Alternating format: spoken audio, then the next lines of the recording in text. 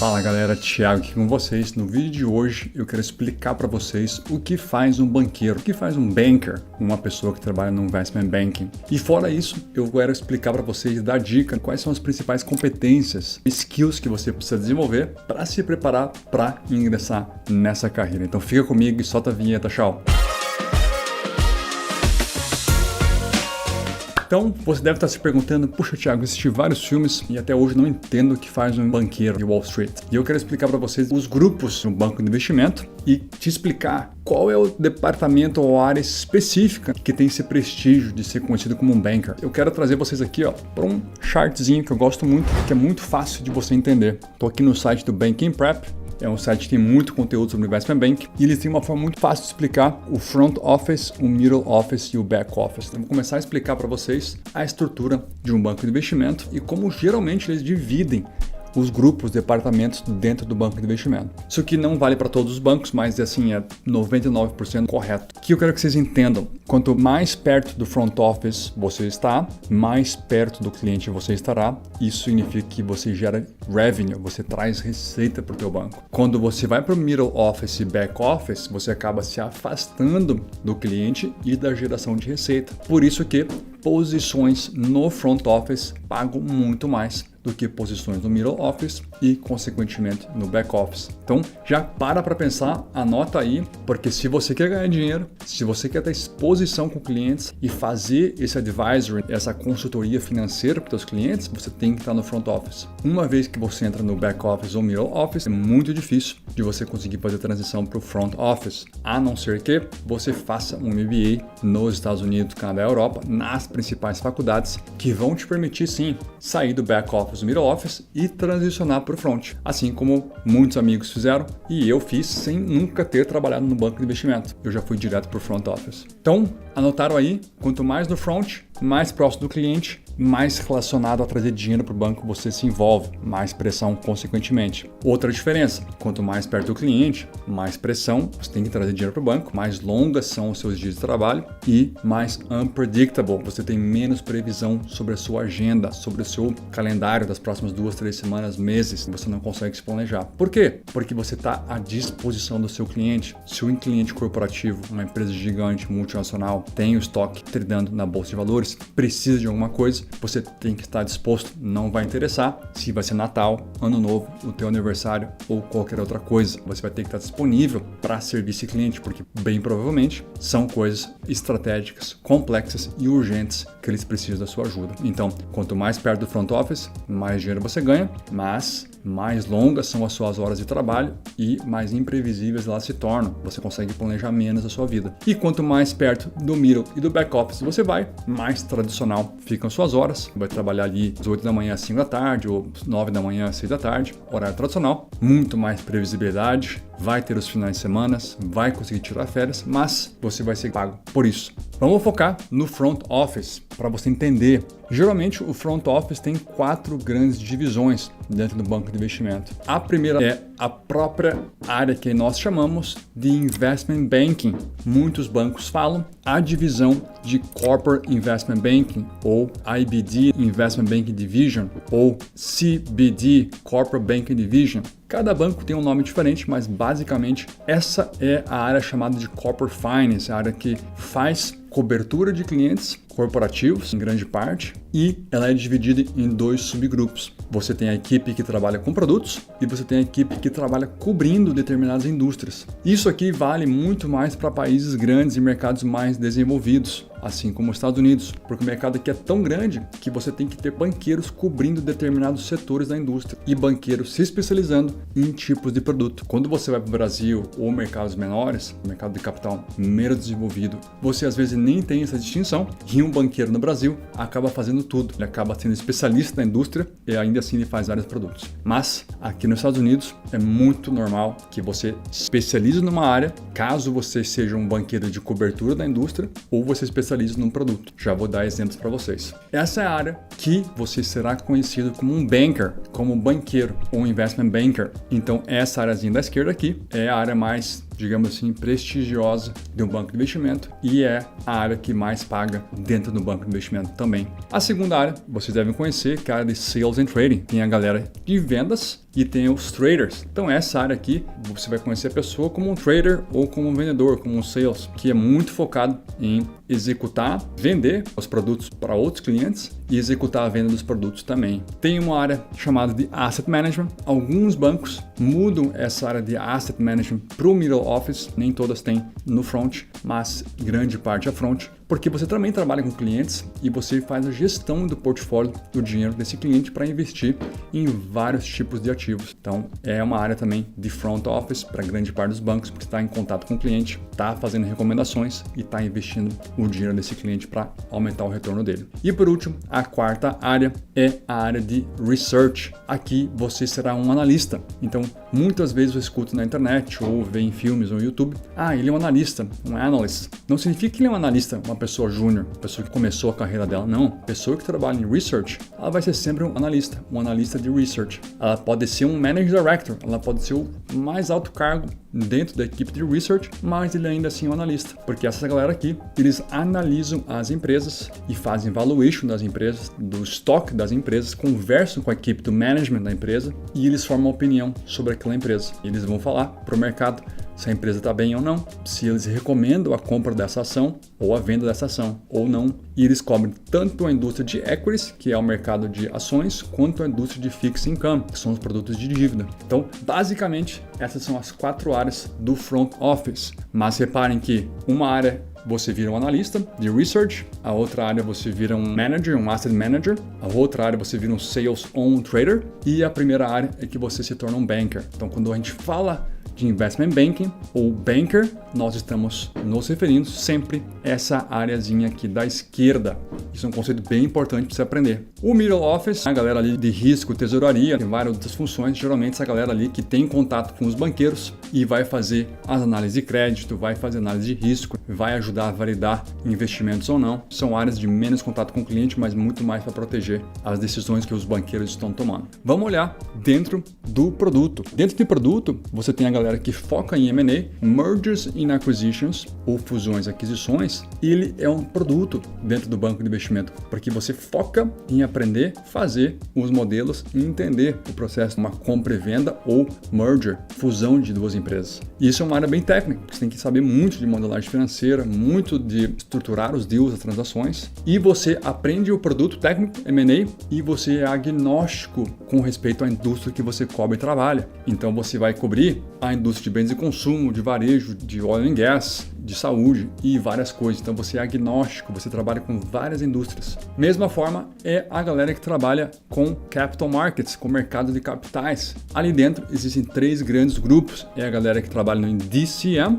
Debt Capital Markets, que trabalha com as dívidas. A galera de ECM, Equity Capital Markets, que trabalha com as stocks, as ações. E a galera de Leverage Finance, que trabalha com dívida também, mas são bonds. A gente chama aqui de High Yield Bonds, né? São junk bonds. São empresas que têm maiores riscos e o cupom, os juros que as empresas pagam para você emprestar o dinheiro para elas é alto, porque o risco dessa empresa de vir à falência, não conseguir pagar os juros do cupom é mais alto, então elas recompensam mais os investidores. Isso aqui tudo é dividido com base na classificação da S&P e da Moody's em como essa empresa é classificada. Basicamente, a partir de um limite de classificação, essa empresa é chamada Investment Grade e ela é coberta pela equipe de DCM, de Debt Capital Markets. A partir de um nível de classificação para baixo do Investment Grade, você começa a ser Junk Bond and High Yields, você é coberto pela equipe de produto que trabalha com Leverage Finance. Essas equipes todas aqui, de novo, são agnósticas de indústria, eles são focados em produto. Quando a gente vai para a equipe de cobertura, que nós chamamos de Industry Groups, os grupos de indústria, essa galera começa a se especializar em determinados setores do mercado, assim como eu hoje trabalho dentro da equipe de Consumer and Retail, só que dentro de Consumer and Retail, de bens de consumo e varejo, e eu trabalho só com retail, só com varejo. Então eu cubro clientes do varejo, cadeia dos supermercados, e-commerce, lojas, cubro essa indústria, esse setor, esses clientes. Eu tenho outras pessoas da minha equipe que cobrem bens de consumo, que cobrem bebidas e alimentos. Então nós nos tornamos especialistas da indústria. Então se você no Brasil já trabalha, você às vezes é engenheiro civil, trabalha com obra, trabalha com imóveis, gosta desse ramo, muitas vezes você pode vir para os Estados Unidos fazer um MBA e entrar na indústria de cobertura de real estate. Você vai trabalhar com grandes empreiteiras no mercado de real estate aqui nos Estados Unidos. Você vai ajudar eles. Se você trabalha aí no Brasil, na área da saúde, e você vem fazer seu MBA, você pode trabalhar cobrindo as grandes empresas do setor da saúde. Essa é a beleza de você conseguir alavancar o seu background que você tem no Brasil, independente de onde você estudou, o que você fez, mas a sua experiência da indústria que você tem, fazer um MBA, se qualificar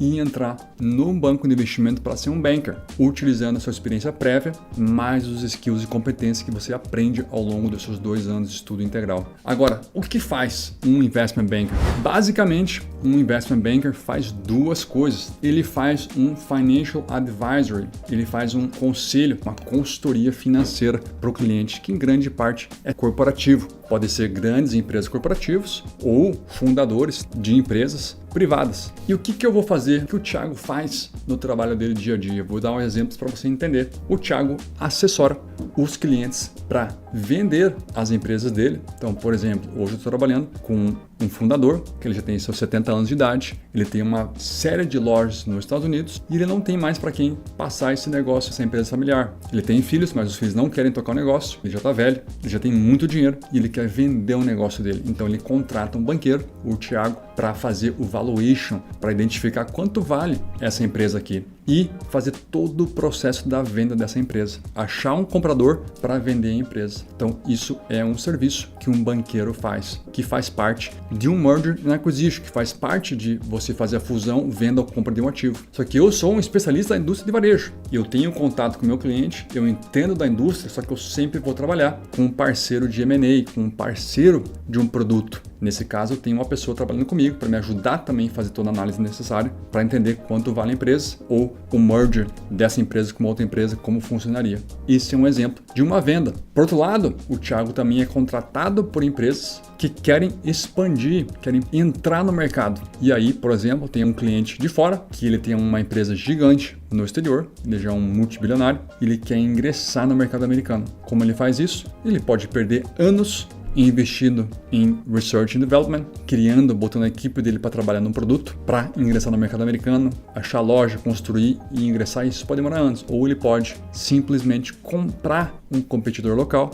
e já ingressar no mercado americano em menos de 1 ano. E é isso que ele está fazendo. Então eu estou auxiliando esse cliente a ingressar no mercado americano comprando outras empresas. Ele vai comprar essas empresas e depois ele só implementa os produtos, a estratégia dele aqui nos Estados Unidos. Então nós também somos contratados por clientes, tanto pessoas físicas, né, que têm um business gigante, uma empresa familiar, quanto empresas corporativas que estão públicas, que têm um stock trading, que têm ações que são tradeadas na bolsa de valores. CEOs, CFOs que querem expandir o negócio ou querem vender uma parte do negócio deles, eles contratam os banqueiros para fazer isso. Então, isso é um pedacinho do que eu faço no meu dia a dia, auxiliar meus clientes em vender os ativos que eles têm, ou comprar ativos, ou fazer o merger, juntar com outras empresas. E eu vou sempre trabalhar com o meu parceiro de M&A, de fusões e aquisições. Outro tipo de trabalho que nós fazemos o underwriting, que é a chamada subscrição, nem sei como é que fala em português isso, mas basicamente é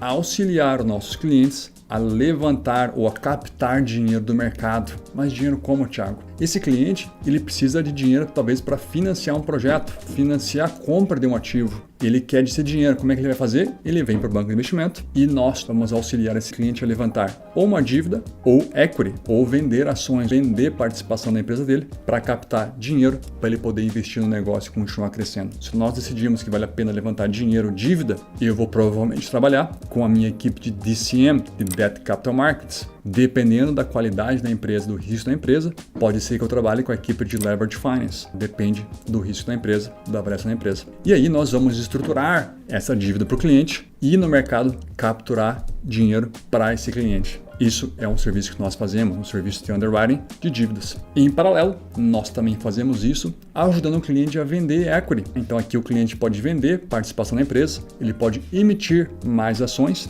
da empresa para capturar dinheiro, ou ele pode fazer o IPO dele, que nada mais é levar a empresa a público, fazer com que a empresa dessa pessoa, desse cliente, seja tradada, criar uma palavra que nem sei se existe, seja tradada na bolsa de valores. E aí isso faz com que ele venda participação na empresa dele e ele receba dinheiro de investidores. Basicamente, eu sumarizei aqui as duas grandes frentes de trabalho que nós trabalhamos, sempre auxiliando clientes em financial advisory para fazer fusões, aquisições ou venda de empresas, ou fazer o underwriting de dívidas ou de stock equity dessas empresas. É isso que nós trabalhamos. Então, nós trabalhamos diretamente com alto escalão, altos executivos das grandes multinacionais ou donos de empresas que são empresas grandes, privadas. Quando nós falamos privadas aqui, são empresas que não têm estoque tradando na bolsa, mas são family business, empresas grandes que precisam de ajuda. Então nós conectamos sempre pessoas que querem algo com alguém que tem algo. Isso é a beleza desse trabalho. Então o Investment Banker tem a visão do mercado, tem a visão do que está acontecendo na indústria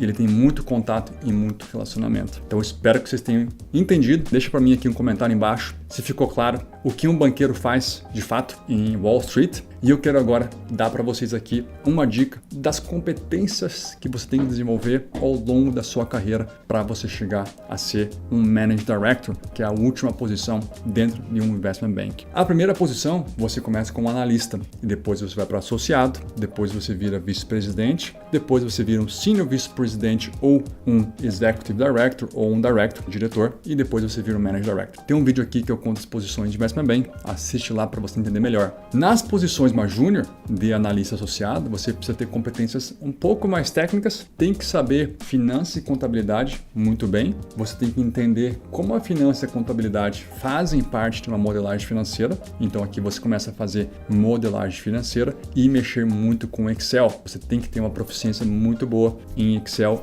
fazer modelagens financeiras, então você precisa entender finanças, contabilidade, você precisa entender os reportes financeiros que as empresas têm que reportar. Somado a tudo isso, você precisa ser muito bom em criar PowerPoints, em fazer apresentações e, por último, você tem que conseguir ler, analisar uma quantidade absurda de dados e informações e sumarizar tudo isso no PowerPoint. Parece simples, mas não é. Uma posição muito complexa, muito desafiadora, porque você geralmente tem 3, 4, 5 projetos acontecendo ao mesmo tempo, temas diferentes, situações diferentes, porque nada se repete, não tem como duas coisas serem iguais, sempre vai existir uma diferença em cada transação, em cada projeto de trabalho. Então você precisa ler muitos documentos, analisar esses reportes, modelar, criar análises, sumarizar reportes, entender o que está acontecendo com a indústria e condensar isso e deixar isso bonito, de uma forma muito bonita e apresentável para a gente poder sentar com o cliente, apresentar e discutir. Então envolve muito essa competência mais técnica,